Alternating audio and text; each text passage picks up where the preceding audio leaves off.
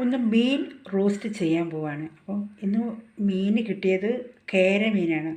അപ്പോൾ ആ കേരമീനെ കഴുകി നന്നാക്കി എടുത്ത് പുളിയും ഉപ്പും മല്ലിപ്പൊടി മുളക് പൊടി മഞ്ഞൾപ്പൊടി ചേർത്ത് ഞാൻ അടുപ്പത്ത് വെച്ചേക്കുകയാണ്. അപ്പോൾ അതിന് വഴറ്റി കൊടുക്കാനുള്ള തേങ്ങക്കൊത്ത്, വെളുത്തുള്ളി, ഇഞ്ചി, സബോള,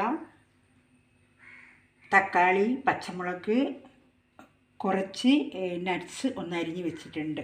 അപ്പോൾ നമുക്കിതെല്ലാം പിന്നീട് ഈ മീൻ വെന്ത് കഴിയുമ്പോഴത്തേക്ക് വഴറ്റി ചേർത്ത് കൊടുക്കാനുള്ള. അപ്പം നമുക്ക് നോക്കാം. റോസ്റ്റിനുള്ള മീൻ ഇവിടെ വറ്റി വരുന്നുണ്ട്.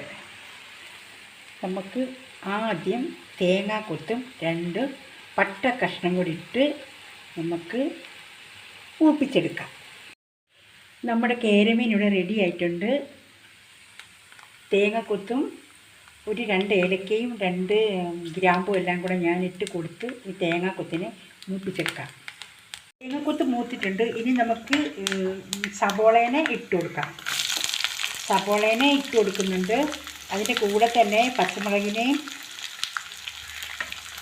ഇട്ട് കൊടുക്കുന്നുണ്ട്. പിന്നെ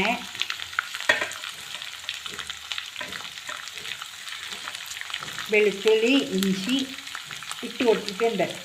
ഇനി ഇത് നന്നായി മൂത്ത് കഴിയുമ്പോഴത്തേക്ക് നമുക്ക് തക്കാളീനെ ഇട്ട് കൊടുക്കാം.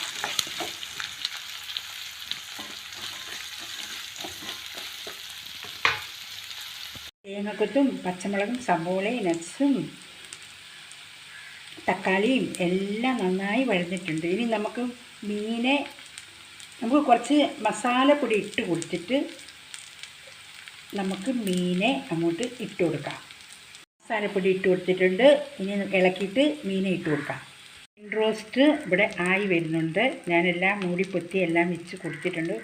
മീൻ പൊടിഞ്ഞ് പോയിട്ടൊന്നുമില്ല. ഞാൻ പൊടിയാതിരിക്കാൻ വേണ്ടിയിട്ടാണ് ഞാൻ ആ കേരമീൻ മേടിച്ചത്. ഞാൻ ടേസ്റ്റൊക്കെ ചെയ്ത് നോക്കി. നല്ല ടേസ്റ്റുണ്ട്. അധികം എണ്ണയുടെ ഒന്നും ആവശ്യമില്ല. നല്ല രുചിയായിട്ട് കിട്ടിയിട്ടുണ്ട്. ഞാനിനി ഇതിനെ ഒന്ന് മൂടി വെച്ചിട്ട് 5 മിനിറ്റ് കഴിയുമ്പോഴത്തേക്ക് ഒന്ന് തുറന്ന് നോക്കി കാണിച്ചു തരാം. മീൻ റോസ്റ്റ് റെഡി ആയിട്ടുണ്ട്.